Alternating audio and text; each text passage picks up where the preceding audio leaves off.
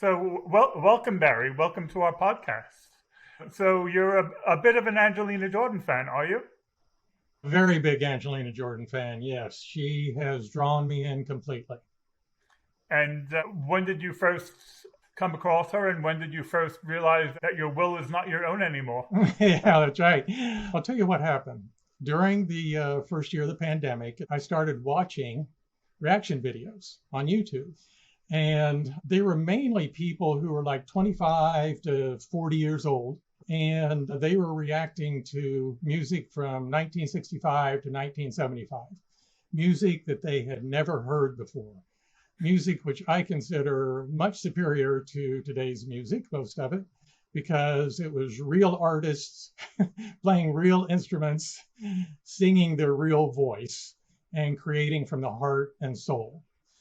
And so I did those a lot. And then, a couple months later, I kept seeing Angelina Jordan's name. And I'm wondering, no, that's too new. I don't want to watch somebody like that. But something got me about it. I saw this picture one day of her standing up to this microphone in this colorful costume. And she just looked there. She looked completely there. So I said, okay, I'm going to give this a try. So I listened to her singing Bohemian Rhapsody. And the first thing I noticed in her interview before that was how humble she was. 13 years old and humble, about to be on one of the biggest stages in the world. And also a little bit emotional too, and wasn't afraid to be that way. And then when she stood up with the microphone, she stands there just for a few moments before they play the music. And she was totally calm and present. And I go, what? I didn't know. This can't be happening. I just knew it couldn't be. I listened to it. The music struck me to my heart and to my soul. Tears came to my eyes. The music was beautiful. But the thing that impressed me most was her presence, that she was there, fully in the moment and connected completely with her audience. Not only her audience in the seats in front of her, but to us watching as well. So how did that make you feel, that performance that you saw? It made me feel like I had found somebody, a remarkable, special person, a special presence. Probably the most remarkable person I'd come across anywhere in the last 16 years. That's how deeply she struck me. Yeah, very interesting. I had to go deeper, of course. It felt like she was connected to me and I was connected with her. And I had never felt that on any YouTube video before. And of course, I didn't know what was going on, but I knew there was something really special behind it. That's special with a capital S. So, you started at the deep end. Yes, I dived right in. And you didn't have a gradual revelation of Angelina. It was instant. And is it still at that level of intensity, or has the intensity changed or gone in a different direction? It's deepened. So as soon as I watched that video, I watched it twice. And then I Put a Spell on You next. So we had humility and presence in the first one and a gentleness. And this one, at 9 years old, exact opposite. She was fierce. She was determined. She was going to do what she was going to do. And I'm going, boy, this girl is going to be a force in the world. Hey, what's up? I ain't lying.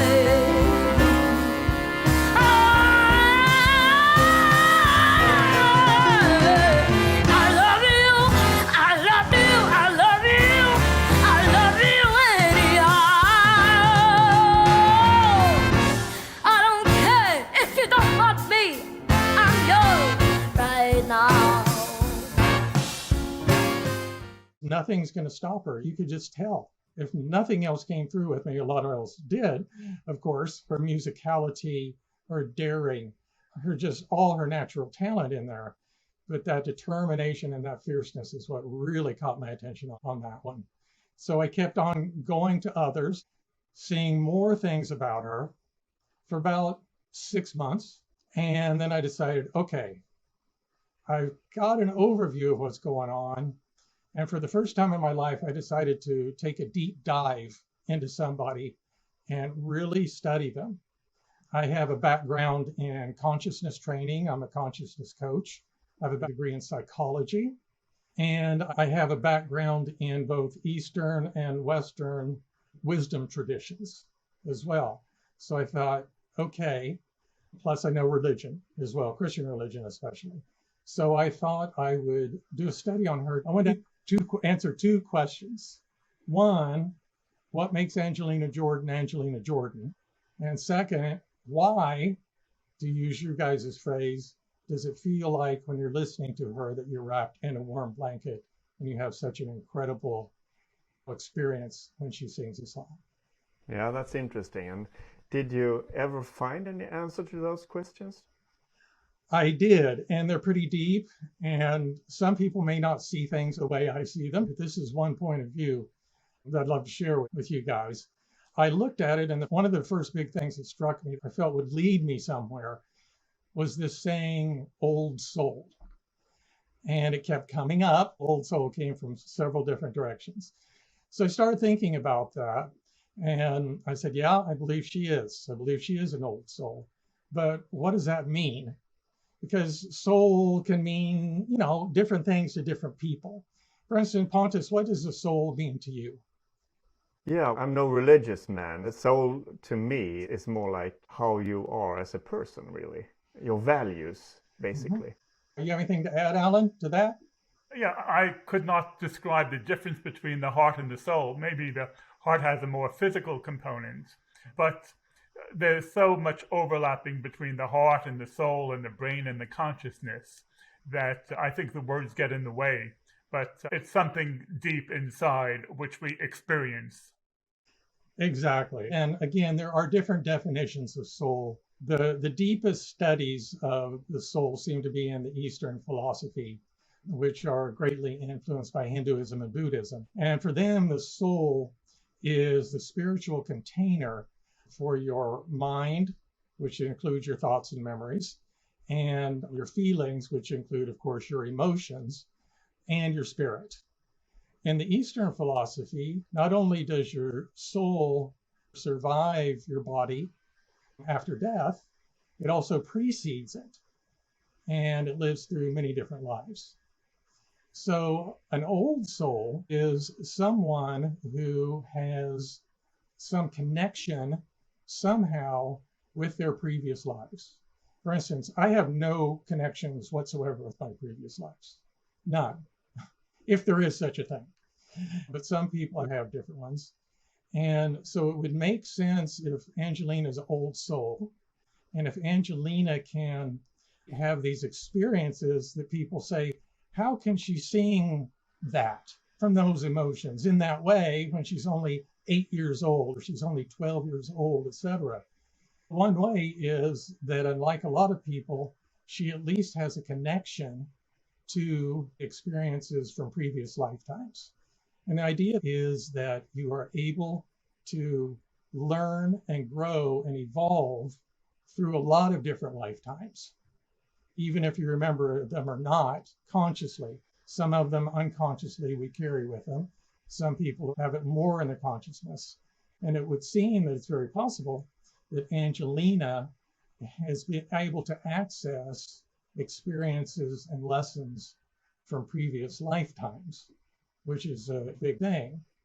So that's one part of it. The other part of it, okay, how about all these talents she has? So one is that some souls are older because they've lived more lifetimes than others have. And maybe they have been more conscious through those lifetimes, so they have learned and developed more. It's very possible that Angelina is one of these old souls who's been blessed at some point during those lifetimes with the ability to keep picking up those lessons more than you and I can. People have said she's Billie Holiday reincarnated. According to Eastern philosophy, that's not at all impossible. And it's interesting. Angelina has said when people ask her if she's Billie Holiday reincarnated, and Angelina just smiled. And all she would say is, sometimes I feel like I'm 65 years old. Also, she was asked which singer she admires, and she was saying the Queen of Jazz, and the interviewer interrupted her and said, "Oh, Ella Fitzgerald." And she said, "Billie Holiday." And Billie Holiday is not known as the Queen of Jazz. I believe it's her grandmother who puts Queen of Jazz on her birthday cake. And I've seen that in a sign on one of her NGT performances as well. What did she do? The first two public performances, Billie Holiday. She sounded uncannily like her. And then she said, without a Billie Holiday, there would be no Angelina Jordan. So that's one kind of way I look at how Angelina Jordan is Angelina Jordan. Yeah, for me personally, I have a hard time subscribing to those kind of views with reincarnation and everything, because I'm not brought up like that. I think that's the key word. If you're brought up in a religious home, you might be able to share those kind of feelings. But I'm brought up in a house where science comes first. But still, there are things in the world that is beyond science and that we know nothing of.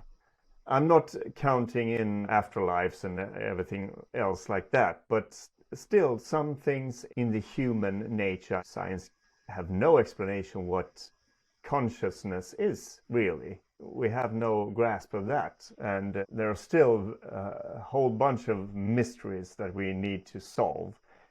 And I do recognize that even though I don't believe in reincarnation, then maybe Angelina does, because I also have read those articles and seen those signs or hints from her that maybe she believes that she is living a second life. In one interview, she said something like, I do get a lot of déjà vu feelings, which might be from an earlier life. And I recognize the quote there with she being over 60 years old, feeling like that. So there are things that point in that direction.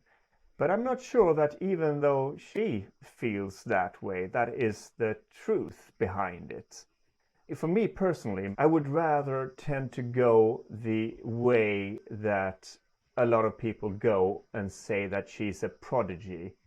And of course, the word prodigy, that's a word we use because we have no explanation for it. Some other things you could say is she has the it factor, whatever that is. We just put a label on it because we can't really explain it.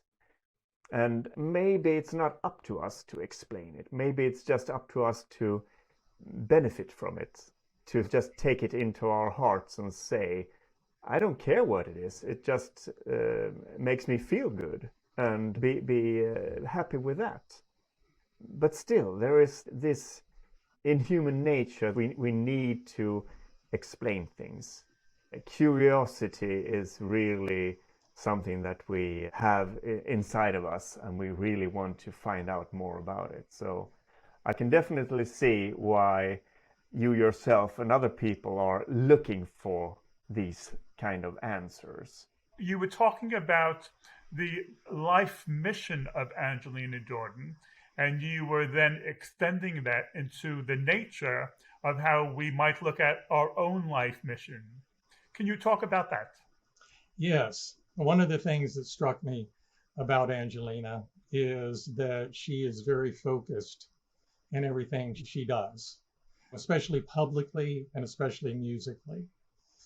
And so I looked around, where does that come from? She's so gifted musically. How can she be so focused as well? And then I looked at her statements that said things like, I like to spread love through the whole world. And that gave her focus. It's almost like a business that has a mission statement, except for her, it's a personal mission statement. And it feels to me that her mission statement is she would like to help heal the world by spreading love through her music.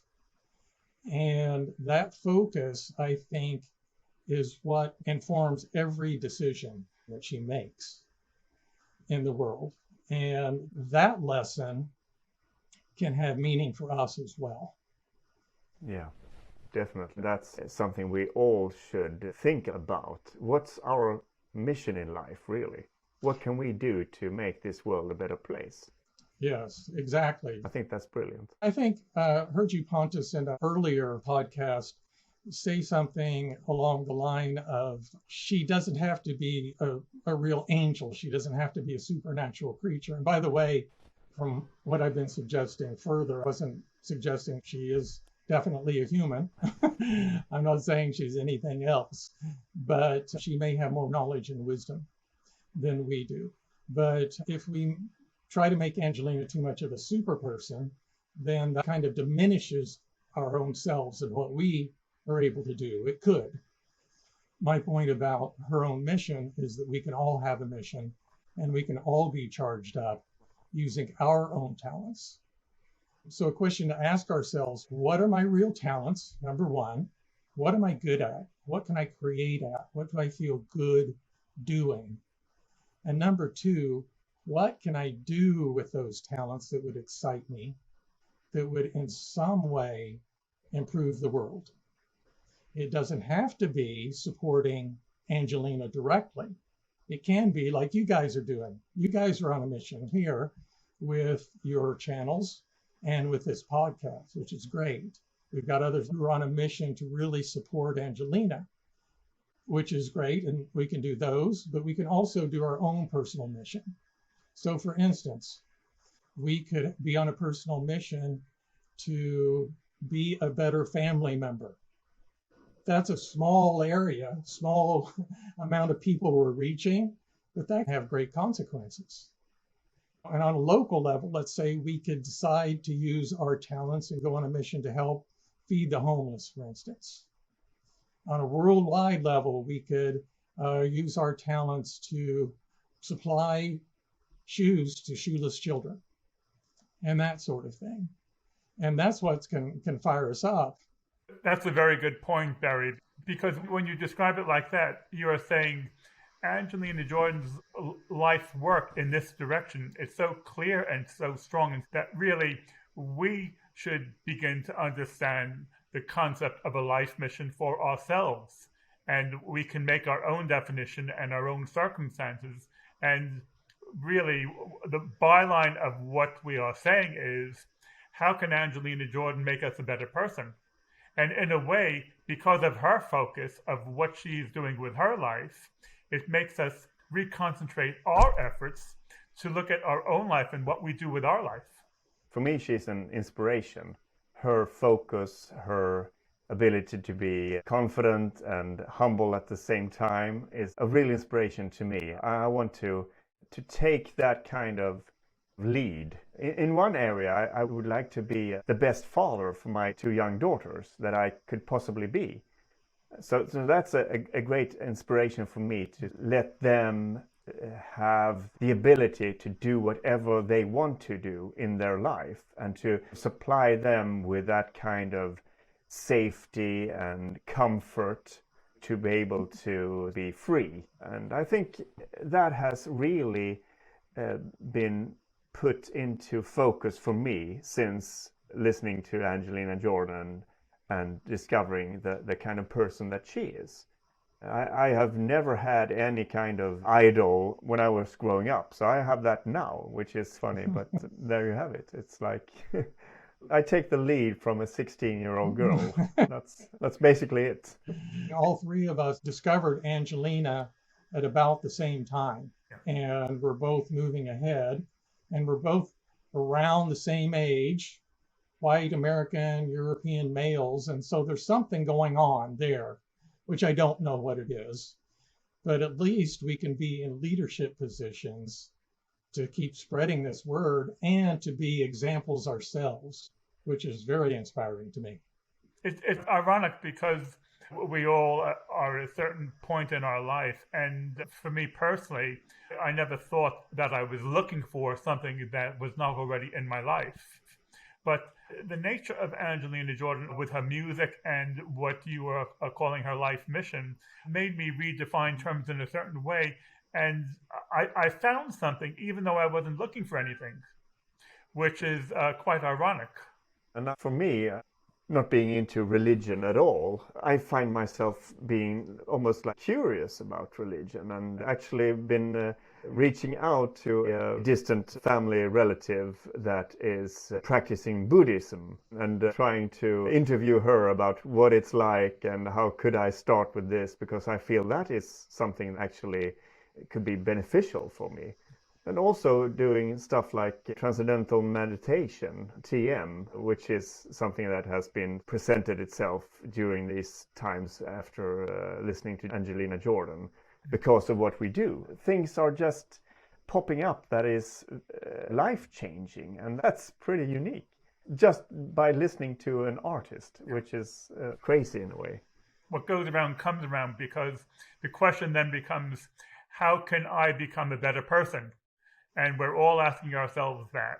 And you think it's most relevant when you're 20 and maybe 40, but then when you're 60 and 80, you think that question fades. But in a way it doesn't, because you could still be subject to experience, and you could still be accessible to change. Yeah, it can become bigger at our ages too, because we start realizing I only have so much time left. I would like to leave a legacy for my family and for some size of world, either a small bit of world or a large bit of world or anywhere in between. And that makes a big difference. And I think one of the big things that Angelina has given us is that she has given us the ability to let go of some of the baggage from our earlier lives that may be wearing us down, that we are carrying around. And once that baggage is gone, we can do new things with our time and our energy. And I feel that's what she does when she sings to us. She sings from her soul to our soul. And she lets us know that it's okay to feel things that we weren't feeling before, that we had closeted away because we couldn't face them. And it lets us emotionally to feel those things and let them go, and to put down that piece of baggage forever. And to do that, if we haven't done it before, can be life-changing. Yeah. But did you come up with an answer? How is she able to do that with us? How is she able to make us feel like we're wrapped in a warm blanket, as you say? Yes, I have one possible answer. First of all, it's her presence. You feel she is there with you when she sings, with you. She feels humble. She feels non-judgmental. She feels kind. Who would not trust a person who's all those things? Everybody trusts somebody like that. And first of all, she has your trust, which allows you to open up and bring down your fences, your walls that you may have built up emotionally over time. And then if I wanted to communicate to you, I would use my telephone to call your telephone. She uses her soul to communicate with our souls. So remember, our soul has our spirit, our mind, and our emotions all together. And she soul communicates through her music, through her great abilities in that way, and lets her know it's okay to feel what you're feeling. Please feel it. Feel your despair. That first song I listened to, Bohemian Rhapsody, as gentle as that was, it was a song of real despair.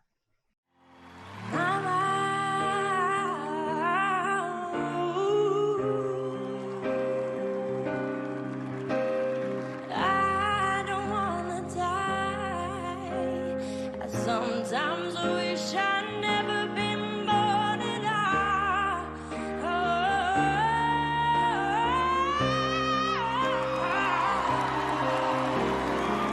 Oh, baby, can't do this to me, baby.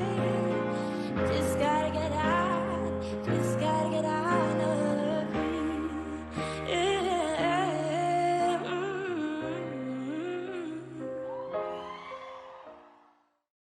That high note she hits partway through is just a cry for this of despair. But she also went through it. She felt that despair and came out the other end by the end of the song that everything was okay. And we were on that journey with her. I cannot think of any other singer or any other artist who is able to provoke that type of reaction in a listener. And for me, I don't know why she has a monopoly with this type of phenomena, but for me, she is just a one-off. And I'm not sure the answer is a technical answer about technique. Sometimes I feel like a dog running around chasing his tail, trying to come up with an explanation for what she does and how she does it. But it is quite phenomenal. And yes, I am touched, and many of her fans are touched. And long may that last. Yes, long may it. Long may it.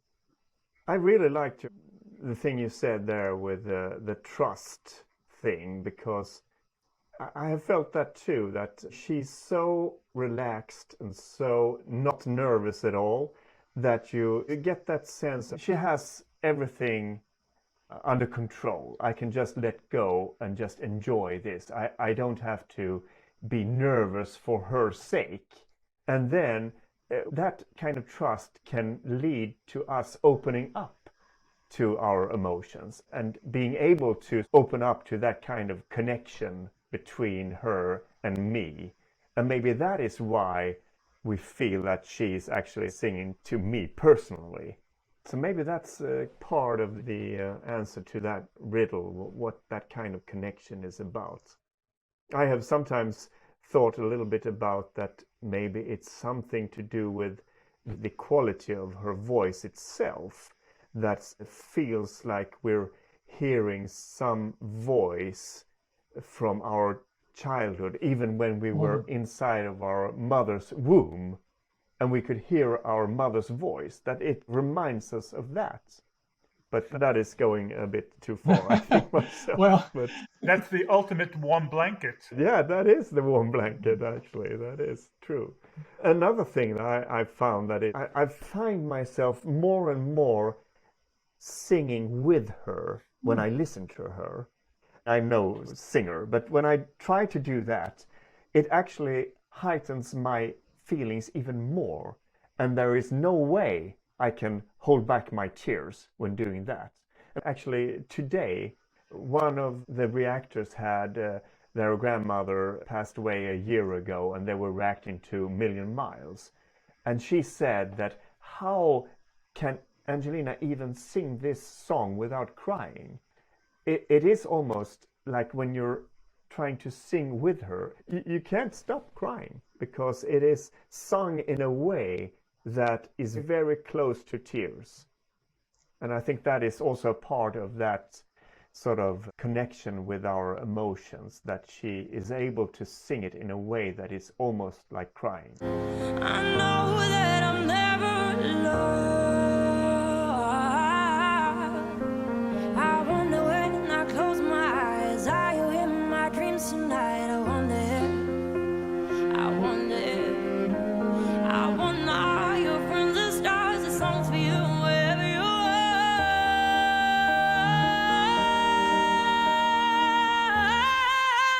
We're a million miles apart, is pulling my heart like an empty bubble to be thrown. I can't make it stop, but I know in my heart, I know that I'm never alone.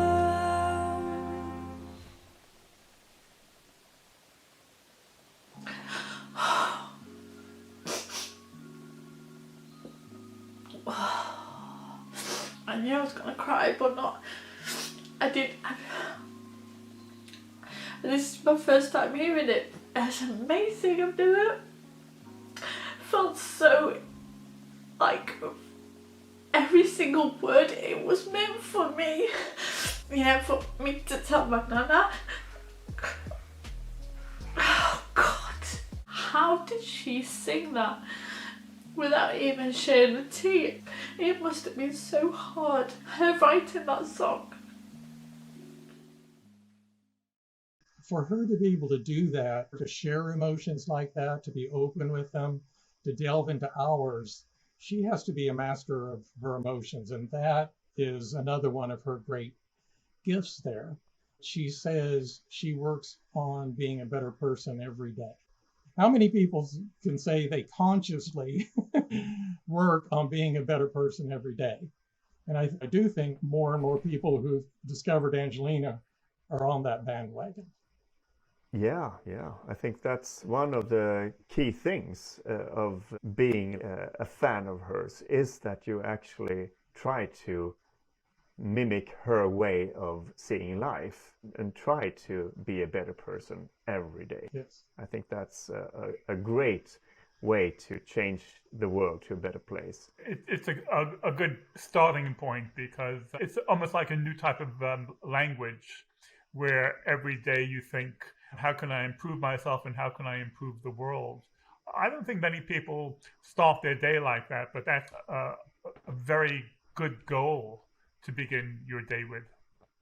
Yeah, for me, for instance, I've stopped killing spiders now. I was very afraid of spiders, and as soon as I saw one, I just stepped on it. But nowadays, I think every life on this planet is a miracle, really. So why should I kill it just because I'm afraid of it? That's really sucks when you think about it, that I used to do that. So nowadays, I just put them in a glass and put them outside.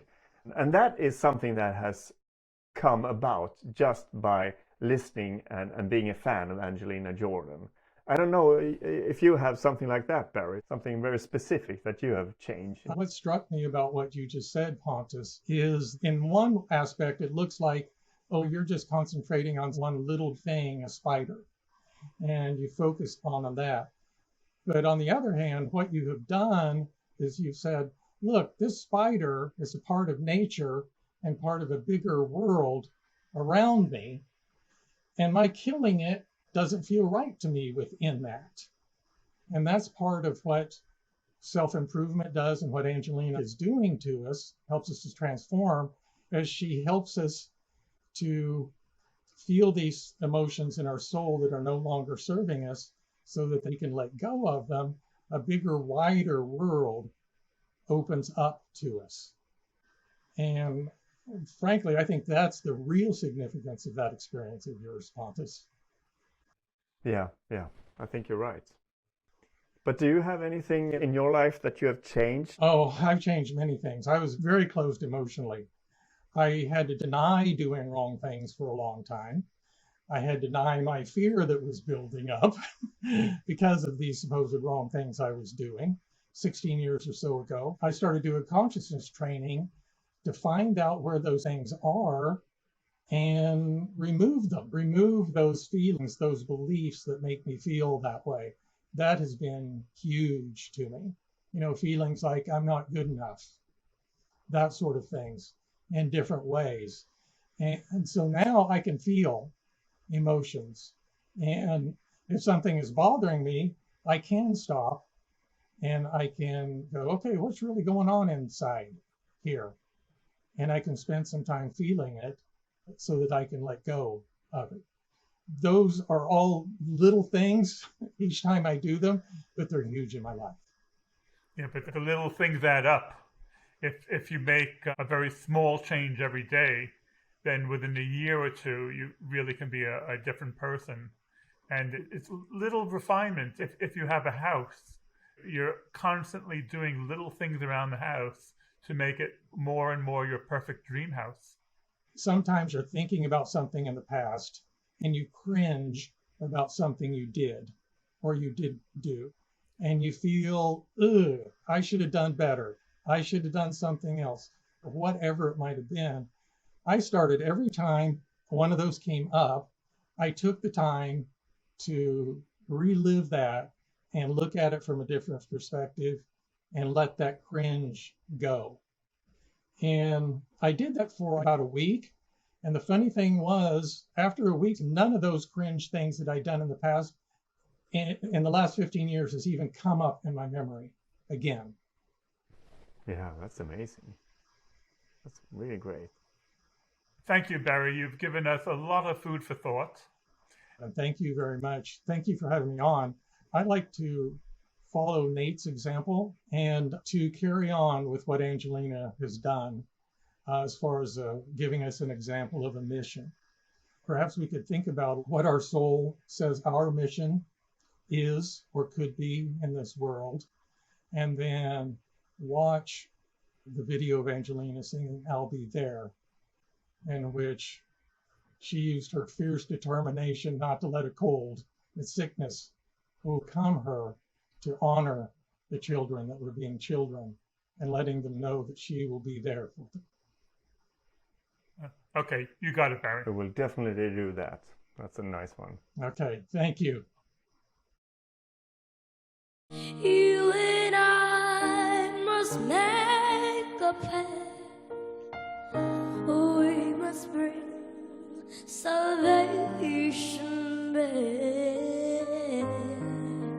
Where there is love, I'll be there.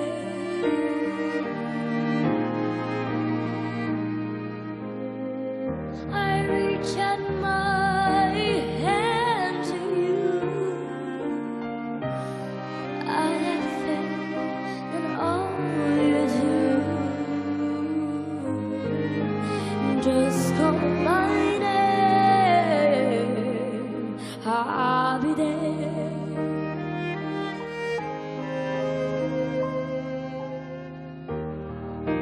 I'll be there.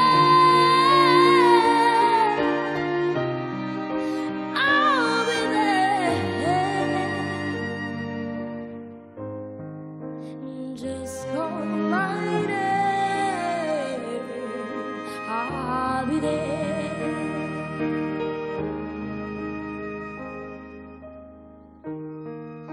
Let me fill your heart with joy and laughter. Togetherness, that's all I'm after. Whenever you need me, I'll be there.